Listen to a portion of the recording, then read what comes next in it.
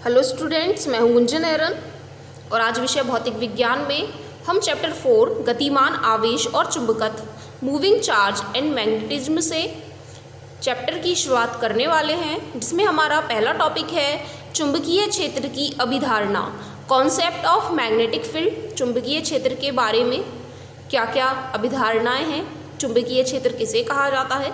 लेकिन उससे पहले हम जान लें कि चुंबकीय क्षेत्र गतिमान आवेश के साथ कैसे संबद्ध हो पाया। आज से लगभग 2000 वर्ष पहले लोगों को वैद्युत की भी जानकारी थी और चुंबकत्व की भी जानकारी थी, लेकिन लोगों को यह नहीं पता था कि यह एक दूसरे से जुड़े हुए हैं। सन 1820 ईस्वी से पहले की बात करें तो वैद्युत और चुंबकत्व दोनों ही परस्पर स्वतंत्र शाखाएं मानी जाती थी, एक दूसरे का किसी के साथ कोई संबंध नहीं था। लेकिन सन 1820 ईस्वी में डच के एक भौतिक वैज्ञानिक हुए हैंस क्रिश्चियन ओरस्टेड। उन्होंने वैद्युत धारा के चुंबकीय प्रभाव की खोज की। वैद्युत धारा प्रवाहित करने के कारण वहाँ कुछ चुंबकीय प्रभाव नजर आ रहा था, तो उस प्रभाव की खोज करके उन्होंने वैद्युत और चुंबकीय क्षेत्र के बीच में एक संबंध स्थापित कर दिया था, जिसके कारण वहाँ एक नई शाखा का जन्म हो गया, वैद्युत चुंबकत्व, जहाँ वैद्युत और चुंबकत्व दोनों एक दूसरे से संबद्ध हो गए थे। इसके बाद तो विज्ञान में बहुत नए नए परिवर्तन होने लगे। वैद्युत धारा के चुंबकीय प्रभाव का अध्ययन करके नए नए एक्सपेरिमेंट करके बहुत सारे रिजल्ट यहाँ निकाल लिए गए।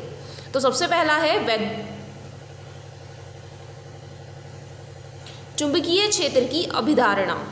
किसी चुंबक के चारों ओर वह क्षेत्र जिसमें उसके चुंबकीय प्रभाव का अनुभव किया जा सकता है, उस चुंबक का चुंबकीय क्षेत्र कहलाता है। दूसरे शब्दों में, किसी चुंबक के चारों ओर का वह क्षेत्र जिसमें किसी चुंबकीय सुई पर एक बल आघूर्ण कार्य करता है और जिसके कारण चुंबकीय सुई घूमकर एक निश्चित दिशा में ठहरती है, चुंबक का चुंबकीय क्षेत्र कहलाता है। चुंबक अपने आसपास रखी वस्तुओं को एक निश्चित दिशा में घुमाने की कोशिश करता है और वह जो बल है वही उसका चुंबकीय क्षेत्र कहा जाता है। ओरस्टेड ने जो एक्सपेरिमेंट किया था उसे भी हम पढ़ लेते हैं। तो यहाँ हमने अपने 3 चित्रों को प्रदर्शित किया है, जिसमें एक बैटरी लगाई गई है, इसके पास एक चुंबकीय सुई रख दी गई है। अभी यहाँ परिपथ को बंद ही रखा गया है, ऑफ रखा गया है। अभी परिपथ में जो कुंजी है उसे हमने खुला ही रखा है। दूसरे बार में हमने यहाँ बैटरी के साथ जो कुंजी लगाई है उसे ऑन कर दिया है, जिसकी वजह से यहाँ सुई में एक डिफ्लेक्शन दिखाई देने लगा है। वह जो सुई है S से N में जो डिफ्लेक्शन आपको दिखाई दे रहा है, पहले वह 0 डिग्री पे थे, अब वह वेस्ट की तरफ रोटेट करने लगे हैं। लेकिन जैसे ही हम इस बैटरी के सिरों को बदल देते हैं, अर्थात वैद्युत धारा की दिशा को परिवर्तित कर देते हैं, तो यहाँ जो आपको डिफ्लेक्शन दिखाई देने वाला है इनके सापेक्ष वह बदल जाएगा। पहले वह N की तरफ वेस्ट की तरफ जा रहे थे, अब S वाला जो है वह वेस्ट की तरफ जा रहा होगा। तो इस एक्सपेरिमेंट को थ्योरेटिकली कैसे रिप्रेजेंट किया जाएगा? ओरस्टेड के प्रयोग में प्रयुक्त परिपथों को चित्र में प्रदर्शित किया गया था। ओरस्टेड द्वारा किए गए विभिन्न प्रयोगों के आधार पर प्राप्त प्रेक्षण हम निम्न प्रकार से प्रदर्शित कर सकते हैं। पहला होता है, यदि तार AB में प्रवाहित होने वाली धारा का मान 0 है, अर्थात हमने अभी कुंजी को ऑफ ही रखा है, तब तार AB के नीचे जो हमने चुंबकीय सुई रखी है वह समांतर स्थिति में अविक्षेपित ही बनी रहेगी, उसमें कोई भी डिफ्लेक्शन आपको नहीं दिखाई देगा। दूसरी स्थिति है, यदि तार AB में किसी एक निश्चित दिशा में धारा प्रवाहित की जाए, तब चुंबकीय सुई भी निश्चित दिशा में विक्षेपित होने लगेगी। लेकिन यदि तार AB में पहले वाली दिशा के विपरीत दिशा में धारा प्रवाहित की जाती है, तो चुंबकीय सुई जो हमने उसके नीचे रखी है वह भी पहले वाली दिशा से विपरीत दिशा में ही विक्षेपित होने लगती है। ये ओरस्टेड ने 3 तरीके की स्थितियाँ ली और यहाँ अपने रिजल्ट्स को निकाला। उसके बाद उन्होंने इस एक्सपेरिमेंट को करने के बाद कुछ निष्कर्ष भी दिया। उन्होंने बताया कि गतिमान आवेश अर्थात वैद्युत धारा अपने चारों ओर एक चुंबकीय क्षेत्र उत्पन्न करता है, इसीलिए वहाँ जो चुंबकीय सुई हमने रखी है उसमें डिफ्लेक्शन शो हो रहा है, जैसे ही हम वहाँ वैद्युत धारा को उस चालक तार में प्रवाहित कर रहे हैं। और वैद्युत धारा के इस प्रभाव को ही वैद्युत धारा का चुंबकीय प्रभाव कहते हैं। जैसे ही हम किसी चालक तार में वैद्युत धारा प्रवाहित करें, उसके कारण कुछ चुंबकीय क्षेत्र उत्पन्न हो जाता है और वह कहा जाता है वैद्युत धारा का चुंबकीय प्रभाव। इसी से संबंधित एक नियम और है, उसे और पढ़ लें। नियम है स्नो नियम, SNOW।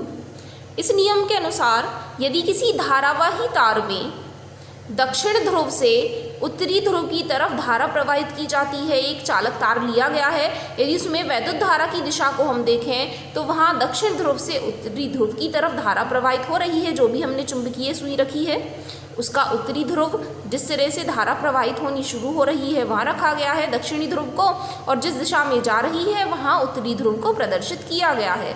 तब वैद्युत धारा प्रवाहित करने पर यह जो चुंबकीय सुई है वह विक्षेपण शो करती है, और वह जो विक्षेप होता है उस चुंबकीय सुई में वह यह होता है कि इसका जो उत्तरी ध्रुव है वह पश्चिम की तरफ विक्षेपित हो जाता है।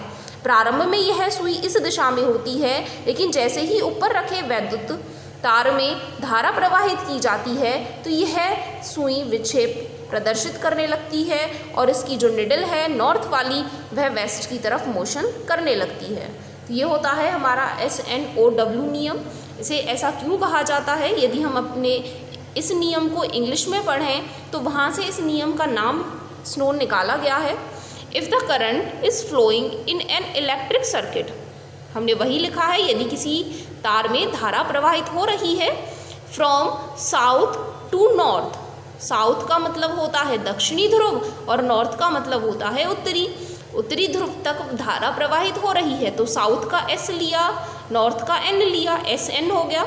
And magnetic compass is placed over the conducting wire, और हमने यह जो सुई रख रखी है चुंबकीय सुई उसे हमने तार के पास रख रखा है। तो ओवर का मतलब ओ हमने यहाँ से लिया है। The needle deflects in west direction, तो जो निडल है वो वेस्ट डायरेक्शन में डिफ्लेक्शन शो करने लगती है। तो अगर हमने कोई भी इलेक्ट्रिक सर्किट में करंट की डायरेक्शन S to N ली है तो वहाँ जो डिफ्लेक्शन होता है वो वेस्ट डायरेक्शन में होने लगता है। इसके बाद हमारा नेक्स्ट टॉपिक है चुंबकीय क्षेत्र में गतिमान आवेश पर बल। यदि हम किसी चुंबकीय क्षेत्र में कोई भी आवेश रख रहे हैं तो उस पर कितना बल कार्यरत होगा। Force on A charge moving in magnetic field. किसी तार में धारा प्रवाहित करने पर चुंबकीय क्षेत्र उत्पन्न होता है। अभी हम यह पीछे पढ़ करके आए और स्टड ने हमें बताया, अर्थात चुंबकीय क्षेत्र का स्रोत गतिशील आवेश अथवा वैद्युत धारा है। चुंबकीय क्षेत्र किसके द्वारा भी उत्पन्न हो सकता है? किसी भी आवेश के द्वारा, गतिशील आवेश के द्वारा अर्थात वैद्युत धारा के द्वारा। चुंबकीय क्षेत्र का प्रभाव भी गतिशील आवेश अथवा वैद्युत धारा पर होता है। जिस प्रकार वैद्युत धारा प्रवाहित करने पर हमें चुंबकीय क्षेत्र उत्पन्न होकर मिल जाता है, उसी प्रकार चुंबकीय क्षेत्र भी उन गतिशील आवेशों पर, वैद्युत धारा पर भी अपना प्रभाव छोड़ती है। जो चुंबकीय क्षेत्र होता है वह गतिशील आवेश पर बल आरोपित करता है, और वह जो बल होता है प्रयोगों के अनुसार उसका मान निकाल करके बताया गया। F vector equal Q into V vector cross V vector, जहाँ Q आवेश के प्रमाण को प्रदर्शित कर रहे होंगे, V वेक्टर उसकी गति की दिशा को साथ उसके परिमाण को प्रदर्शित कर रहे होंगे, उसके वेग को प्रदर्शित कर रहे होंगे। V यहाँ प्रदर्शित कर रहे हैं चुंबकीय क्षेत्र को, तो यहाँ F वेक्टर बराबर Q into V vector cross V vector. अगर हम यहाँ से क्रॉस प्रोडक्ट को सॉल्व करें तो फॉर्मूला होता है V sine theta dot n cap. तो यहाँ Q की गुणा और कर लेने पर Q V sine theta dot n cap, जहाँ n कैप इस बल की दिशा में एकांक सदिश को प्रदर्शित कर रहे होंगे, जहाँ थीटा का मान V वेक्टर और कैपिटल V वेक्टर वेग और चुंबकीय क्षेत्र के बीच के कोण को प्रदर्शित कर रहे हैं, और n कैप F वेक्टर की दिशा में एकांक सदिश को प्रदर्शित कर रहे हैं।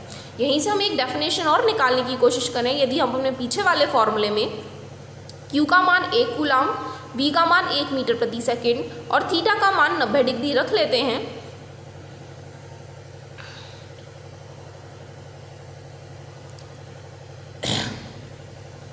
तो v का मान हमें हल करके f के ही बराबर मिल जाएगा, अर्थात f बराबर v हमें पता चल जाएगा। हम यहाँ से एक डेफिनेशन निकाल सकते हैं, यदि कोई एकांक आवेश का कण 1 मीटर प्रति सेकंड के वेग से चुंबकीय क्षेत्र के लंबवत गतिशील हो, तब कण पर आरोपित बल का परिमाण चुंबकीय क्षेत्र को ही प्रदर्शित करता है।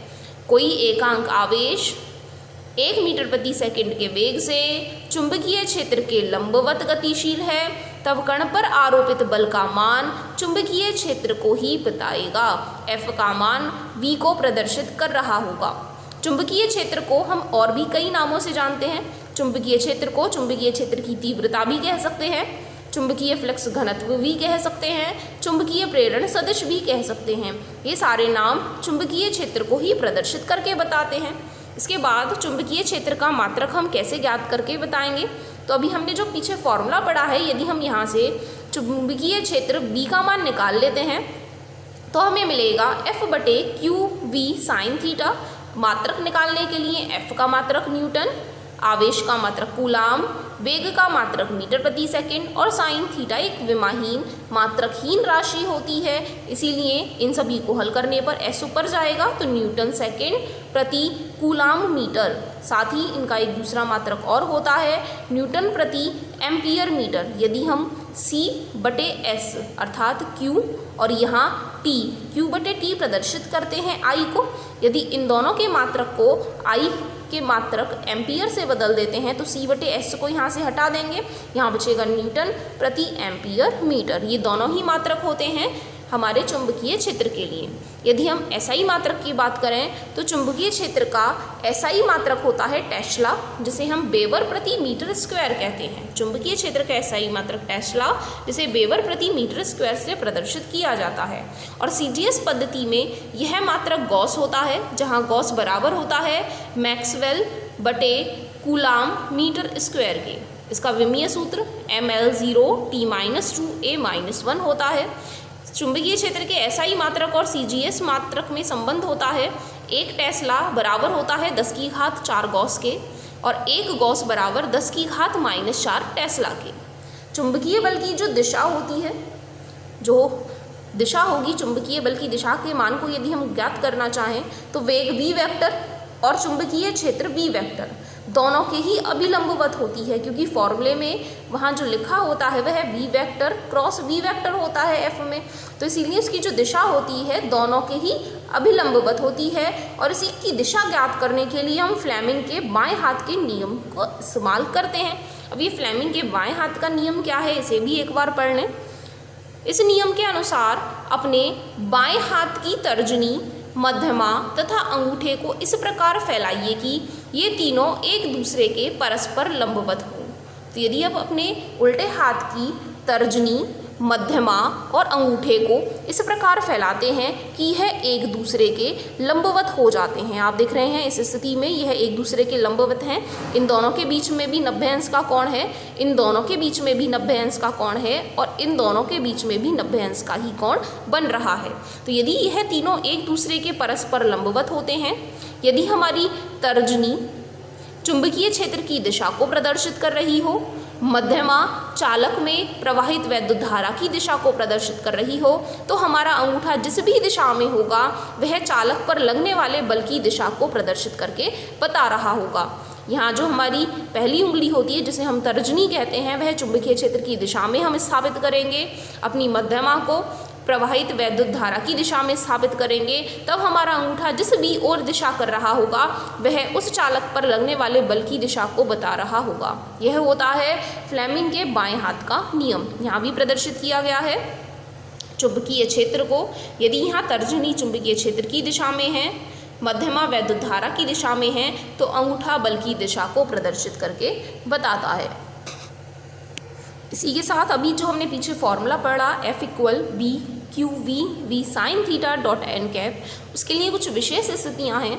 पहली स्थिति है यदि आवेशित कण एक समान चुंबकीय क्षेत्र की दिशा में ही गतिशील है, चुंबकीय क्षेत्र की दिशा के साथ वह थीटा कोण बनाता है, तब लगने वाले F का मान, यदि हम थीटा की जगह 0 रख लेते हैं तो साइन थीटा का मान 0 होता है और 0 की गुणा करने पर हमें मिलेगा F = 0।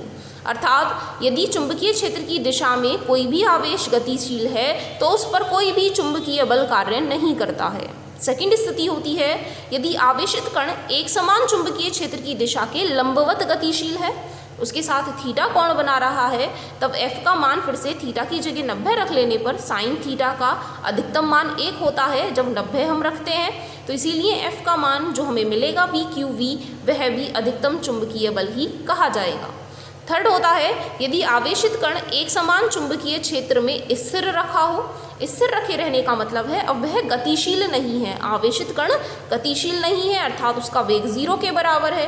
और यदि हम फॉर्मूले में वेग की जगह 0 लगा लें तो F का मान हमें फिर से 0 ही मिल जाएगा। इसका मतलब है जब तक कोई भी आवेशित कण चुंबकीय क्षेत्र में गति नहीं कर रहा है तो उस पर कोई चुंबकीय बल भी नहीं लगेगा। जब वह गतिशील होगा तभी चुंबकीय बल वहाँ कार्यरत होगा, नहीं तो नहीं होगा।